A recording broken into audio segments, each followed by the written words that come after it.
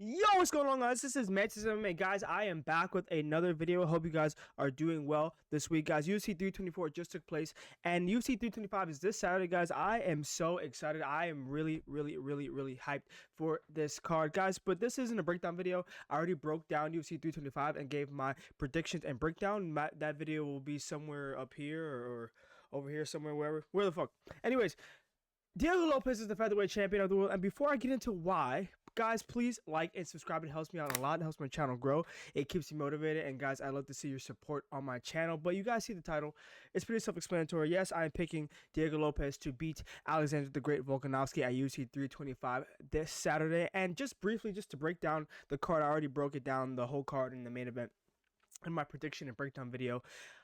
Check that out. But guys, I think Diego Lopes gets it done. I think there are some adjustments that he needs to make, some very small adjustments that he needs to make, and I am giving him the benefit of the doubt.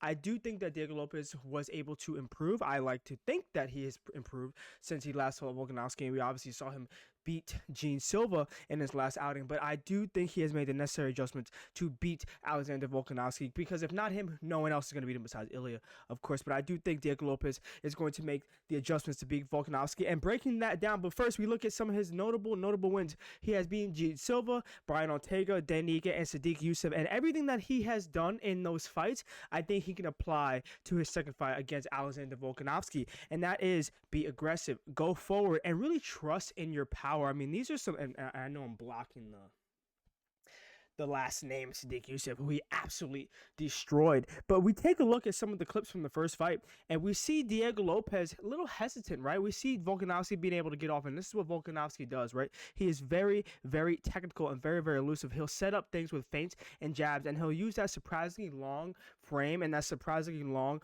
arm reach to get at you with that jab, and it'll pop you. And we've seen in the first fight, Diego Lopes was getting hit with jabs continuously, which set up a lot of damage, and which allowed Volk to mix in some takedowns, control the range, and keep Diego Lopes at bay. And we also see Volkanovski throw incredibly timed leg kicks, inside low kicks, outside low kicks, and just really kind of beat up the legs of Diego Lopes. And they may not have had such effect in the first round or two, but as the fight prolonged, you can see Diego Lopes a little hesitant and a little labored to kind of go in there and exchange the fire with Volkanovski. And granted, this is an all-time great in Alexander Volkanovski. This is not just some guy. This is what Volk does to pretty much everyone except Ilya Topuria and Islam Makhachev, right? But I think if Diego Lopes tweaks a few things, he can definitely pull out a victory. And those keys to victory are: one, you have to create chaos. If you are Diego Lopes, you have to go into this fight knowing that you cannot outpoint a guy like Alexander Volkanovski. You're not going to be more technical than him. You're not going to be more tricky than him. You're not going to counter strike with him. You have to go forward and create chaos.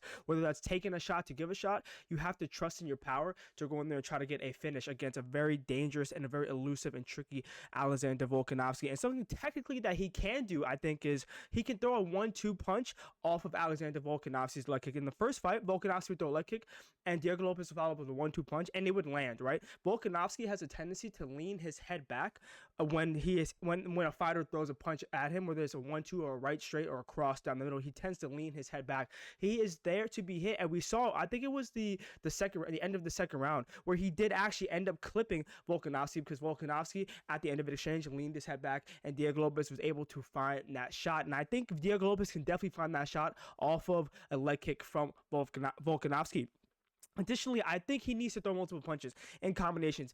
Even after he throws that 1-2, follow up with an uppercut, follow up with another 1-2, follow up with a jab, and keep Volkanovski going backwards, because that is when Diego Lopes is most dangerous, when he has fighters going backwards, and that is when Volkanovski is most vulnerable, when he is on the back foot. Granted, he's elusive, he's tricky, he's able to evade shots off the fence, he's able to use his grappling, he's able to use his jab to get out of danger. But I think against a guy like Diego Lopes who can push him back, I think he'll see a lot of trouble, especially early on when Diego Lopes is able to push him back, and he can land that 1-2, and he can land maybe that overhand right when Volkanovski is retreating and leaning his head back. And when Volkanovski thinks he's not out of range, he's completely in range, and I think that's where Volkanovski might get caught. Also, Diego Lopes needs to move his head. That's pretty self-explanatory. DC said it in the commentary in the first fight. Diego Lopes was sitting there with his high boxing guard and just getting jabbed up to pieces, into oblivion. And Volkanovski, again, is so fucking good. I mean, he's a top, in my opinion, top 5 fighter, top 6 fighter of all time. Volkanovski's jab is one of the best weapons in the UFC's history. He utilizes it so well as a shorter guy to keep taller, more lanky opponents at range. And he pops it, moves, pops, moves. And I think Diego Lopes needs to move his head, simply put. And that's what I'm saying. I do give Diego Lopes the benefit of the doubt. Against Gene Silva, he was getting clipped, but I think against Volkanovski, he makes that adjustment to move his head and tries to neutralize that weapon from Volkanovski just a little bit. Not saying he's not going to get jabbed into it in his face, but to try to neutralize that weapon that Volkanovski has, that jab, just a little bit, and just to get in range, just to deter Volkanovski, say, man, my jab's not really landing. Let me try some other stuff, right? And that low kick lands that 1-2. I think Diego Lopes can definitely find success. And let me move this here because this is a very important. Let me go up here. This is a very important point that I want to make, and it's very relevant to Diego Lopes' career. Dream, believe, and make it happen. I mean, it's tattooed across his chest for a reason. Diego Lopes needs to go into this fight with the belief that he can beat Alexander Volkanovski. I think he is a confident person. I think he believes in his skill set, but I think in the first fight, you see towards the second, third, fourth, fifth round, and a little bit at the fifth round, he gained a little bit of momentum. But I think in the middle of that fight, he started to wane a little bit. He started to lose confidence. Like, man, I don't know if I can beat this guy. This guy is simply better than me. And I think there's some aspects of that on Volkanovski's part where he does that to people. Like, you're in there with him and you're like, shit, like, I cannot beat this guy. I have nothing for this guy, right? Unless you're like Ilya Topuria or Islam Makhachev. And I'm not saying Diego Lopes is on those guys' levels, but I think Diego Lopes needs to have that self-confidence that he can finish the fight and beat Volkanovski at any point, because in that first fight he did hurt him, because in that first fight he did have some success. So I think those are the keys to victory for Diego Lopes. Let me go back down here because, Look, I'm messing up everything. Look at that. Little technical difficulties there, but boys, we're back. This sets up the super fight. I have Diego Lopes beating Alexander Volkanovski in the rematch at UFC 325 this Saturday, which inevitably sets up the super fight trilogy rematch, right? It will honestly be a massive trilogy. It simply will. I think the second fight is going to be, I don't want to say it's short-lived, but I think it's going to be like a 3-round, 4-round war, and I think Diego Lopes is ultimately going to find a finish. But then it sets up a trilogy, right? And then at the end of the day, it really comes down to, will that be Volk's last fight? I mean, he's 37, or turning 37, turning 38, one of the two. And you're coming off a knockout loss, which I think is going to happen, against a very dangerous, hungry, and now the champion, Diego Lopes. Is this his last fight in the UFC? And it would be a sad day if it is, because I think, honestly, he would win the trilogy. That's the crazy thing if we got there. But I think he would retire regardless if he won or lost the trilogy fight. But then it also sets up for Diego Lopes. You have 2 wins now over Volkanovski. What does it look like for your career and your resume? I mean, what's the limit for this guy? And I really do think we do see Movsar versus Diego Lopes too. A lot of rematches, a lot of trilogies happening in featherweight, I feel like, historically. But if he goes out there and beats Volkanovski in the trilogy fight, which I know I'm really projecting and predicting here, it does set up the rematch with Movsar Evloev, who he did lose to earlier in his career. I think it was his first fight in the UFC, if I'm not mistaken. But I mean, he was a little polished, definitely before that fight with Movsar. But obviously, Movsar at that time was a different level. But anyway, it was a close fight, right? I think Movsar was obviously very caught off guard by how good Diego Lopes was, and the whole world was obviously ultimately shocked at how good Diego Lopes was. But history is definitely there. I don't think these two guys like each other. I feel like Movsar has been kind of overlooked, and Diego Lopes has kind of shot past him. He has shot past him, and I think Movsar kind of has some animosity there, and these guys don't like each other.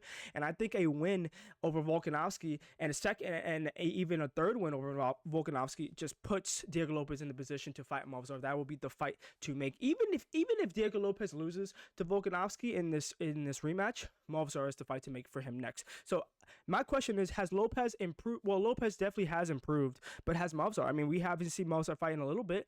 Has he improved, right? Diego Lopes has clearly improved on paper and has gotten better and has good wins, but has Movsar, right? And I think that rematch would be very, very interesting. But realistically, guys, we need to have a real conversation about Lerone Murphy, and I might make a whole video breaking down like Lerone Murphy and his rise to the top and like why no one really gives a fuck, honestly. But where is he at? Right? I mean, he has coming off an incredibly insane KO over Pitbull, spinning elbow KO, knocked out cold over Pitbull, and just no one, like, people care for like 3 days and then no one gives a fuck anymore. Like, he's not even in conversations really to be the next person to fight either Volk or Diego Lopes or even a guy like or whatever. where's he at? But anyways, guys, I just wanted to make that quick video breaking down why I think Diego Lopes will be the featherweight champion of the world. But you guys know what to do. Please like and subscribe. You guys are absolutely awesome. I already broke down UFC 325. That video will probably be over here somewhere or whatever over there. I don't know. Bear with me, guys. But anyway, you guys are awesome. I will see you guys very, very soon, and peace.